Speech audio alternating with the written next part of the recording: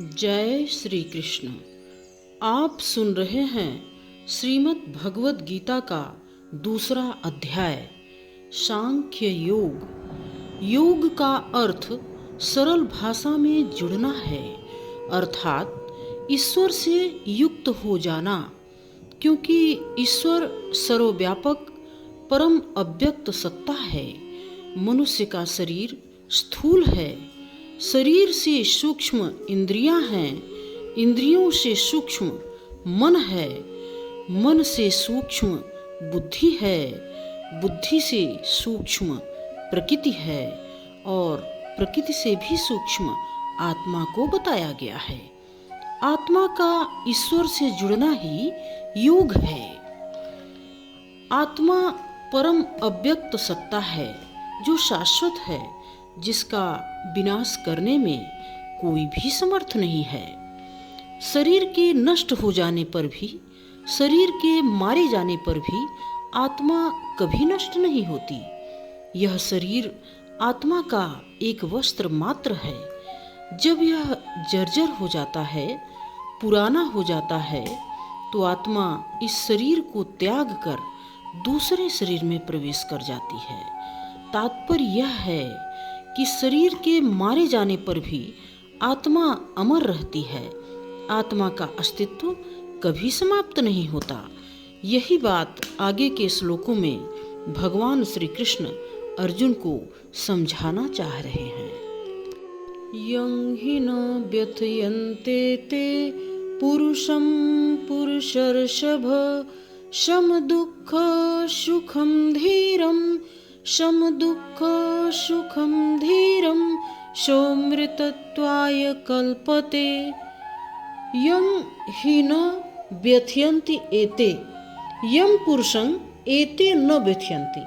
जिन पुरुषों को ये चीजें व्यथित नहीं करती। कौन सी चीजें? इंद्रिय और विषयों का संयोग, इंद्रिय और भोग पदार्थों के संयोग से जो व्यथित नहीं होते, विचलित नहीं होते, तथा जो पुरुष सम दुख सुखम धीरम है, अर्थात दुख तथा सुख में अपना धैर्य नहीं खोते, मतलब सुख तथा दुख में समभाव रखते हैं, सह पुरुषम अमृतत्व कल्पते। वह पुरुष अमृत तत्व अर्थात मोक्ष को प्राप्त करते हैं। श्री कृष्ण अर्जुन से कह रहे हैं कि हे पुरुष श्रेष्ठ, दुख तथा सुख को समान समझने वाले जिस धीर पुरुष को इंद्रिय और विषयों के संयोग व्यथित नहीं करते, वह मृत्यु से परे अमृत तत्व की प्राप्ति के योग्य हो जाता है, अर्थात मोक्ष के योग्य हो जाता है। नाशतो विद्यते भावो, नाशतो विद्यते भावो, ना भावो विद्यते शतः उभयोरपि दृष्टोऽन्तः, उभयोरपि दृष्टोऽन्तः त्वनयोः तत्त्वदर्शिभिः। न असतः विद्यते भावः, अर्थात असत वस्तु का भाव नहीं है। असत वस्तु की तो सत्ता ही नहीं है। असत वस्तु क्या है? यह शरीर। यह शरीर जो नाशवान है, इसका कोई भाव नहीं है। और न भावः न अभावः विद्यते सतः, और सत का कभी अभाव नहीं होता। सत क्या है? सत आत्मा है। आत्मा का कभी अभाव नहीं होता। भगवान श्री कृष्ण अर्जुन को समझाते हुए कह रहे हैं कि तत्वदर्शियों ने शरीर और आत्मा पर गहन अध्ययन करके यह निष्कर्ष निकाला है कि असत अर्थात शरीर सदैव रहने वाला नहीं है। यह शरीर नश्वर है, किंतु सत अर्थात आत्मा सदैव अपरिवर्तनशील रहती है। आत्मा शाश्वत है, यह सदैव स्थायी रहती है।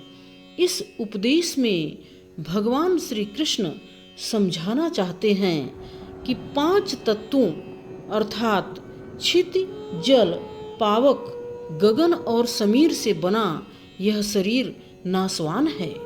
यानी ये शरीर एक दिन इन 5 तत्वों में विलीन हो जाएगा, जबकि आत्मा कभी नहीं बदलती। अविनाशी तु तद्विद्धि येन सर्वमिदं ततं विनाशमव्ययस्यास्य न कश्चित् कर्तुमर्हति। भगवान श्री कृष्ण अर्जुन से कहते हैं कि अविनाशी तू तद्विद्धि, यानी अविनाशी तो तू तद्विधि उसे जानो, येन सर्वम इदम ततम, येन यानी जिससे, सर्वम इदम ततम, ततम परिव्याप्त है, सर्वम इदम ये संपूर्ण, क्या संपूर्ण, संपूर्ण जगत, येन सर्वम इदम ततम जिससे यह संपूर्ण जगत व्याप्त है। अविनाशी उसे जानिए जिससे यह संपूर्ण ब्रह्मांड, संपूर्ण जगत व्याप्त है। विनाशम अव्ययस्य अस्य न कश्चित् कर्तुम अर्हति। अस्य अव्ययस्य विनाशम, इस अव्यय का, अव्यय यानी जिसका कभी विनाश नहीं हो सकता, तो इस अव्यय का विनाश करने में न कश्चित् कर्तुम अर्हति, कोई भी समर्थ नहीं है। भगवान श्री कृष्ण अर्जुन को समझाते हुए कह रहे हैं कि नाश रहित तो उसको जानो जिससे यह सारा जगत व्याप्त है। इस अविनाशी के नाश करने में कोई भी समर्थ नहीं है। भगवान श्री कृष्ण अर्जुन को कहते हैं कि अविनाशी सत्य क्या है? अविनाशी सत्य आत्मा है, और यह अविनाशी तत्व आत्मा ही सारे विश्व में व्याप्त है, अर्थात सारा विश्व इसी के कारण है, क्योंकि यह आत्मा अविनाशी आत्म तत्व ही सारे जगत में व्याप्त है, और सारा चल अचल रूप इसी आत्मा के कारण है, अर्थात यह आत्म तत्व ही सभी को प्रकाशित कर रहा है। आत्मा की अनुपस्थिति में न जीव है न पदार्थ है, क्योंकि जीव को पदार्थ आत्मा के कारण ही नजर आता है, और यह आत्मा सनातन है, अजर है, अमर है, कोई भी इसको नष्ट नहीं कर सकता। अंतवंत इमे देहा नित्यस्योक्ताः शरीरिणः अनाशिनो प्रमेयस्य तस्मात् युद्धस्य भारत। भगवान श्री कृष्ण अर्जुन को समझाते हुए कह रहे हैं कि इस अविनाशी अप्रमेय नित्य स्वरूप आत्मा के ये सभी शरीर नाशवान कहे गए हैं। इसलिए हे भरतवंशी अर्जुन, तू युद्ध कर। आत्मा ही अमृत है, आत्मा ही अविनाशी है, जिसका तीनों काल में नाश नहीं हो सकता। आत्मा ही सत है, और यह शरीर नाशवान है, असत है, जिसका तीनों कालों में कोई अस्तित्व नहीं है। शरीर नाशवान है, इसलिए हे अर्जुन, इस शरीर का मोह तू मत कर और युद्ध कर। आप सबने श्रीमद् भगवत गीता का बहुत ही धैर्य पूर्वक श्रवण किया। आप सबका बहुत बहुत आभार।